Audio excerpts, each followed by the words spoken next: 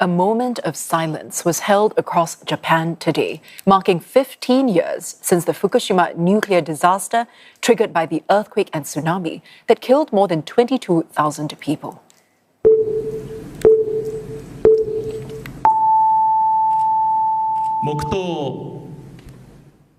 Prime Minister Sanae Takaichi attended a memorial in Fukushima, paying tribute to the victims. She pledged to strengthen Japan's disaster response system.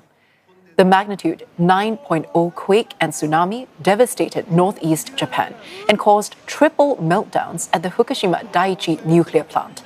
Decommissioning remains slow, and about 880 tons of melted fuel debris are still inside 3 reactors. CNA senior correspondent Michiyo Ishida has the latest on Fukushima's recovery. On the 11th of March 2011, a magnitude 9 earthquake rattled northeastern Japan, triggering powerful tremors in 8 Japanese prefectures. Tsunamis of up to 9 meters were reported, smashing huge parts of the coastline and causing the meltdown of the Fukushima Daiichi nuclear plant. 19,782 people were killed in the triple disaster, and more than 2,000 are still unaccounted for. Some 470,000 residents were forced to evacuate, and in Fukushima today, about 23,700 have still not returned. お戻りになりたい方は、ほぼ 100% 帰還されていると思いますし、住宅、等についても、そういう整備も、ほぼ終わっていると思います。福島県の、原子力事故の被災地域については帰還されたパーセンテージは、それぞれの町によって、数パーセントのところから 60% とか 70% までの違いがあります。Minister Makino said 2.2% of Fukushima is still a designated evacuation zone. This includes the site of the crippled power plant and the interim storage area for contaminated soil. The biggest challenge for the nation is the decommissioning of the plant. After the earthquake and tsunami, 3 of the plant's 6 reactors melted down.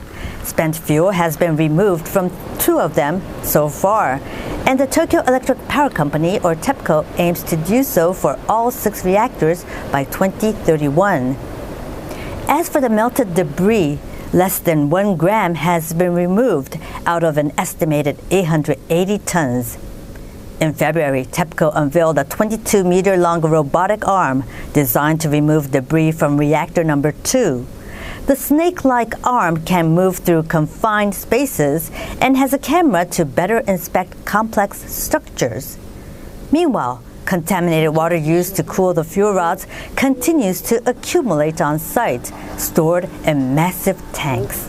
Since August 2023, TEPCO has been treating and discharging the wastewater into the sea, a process reviewed by the International Atomic Energy Agency to be in line with international safety standards. In all, 133,000 tons of water has been discharged so far, with the latest release taking place this month.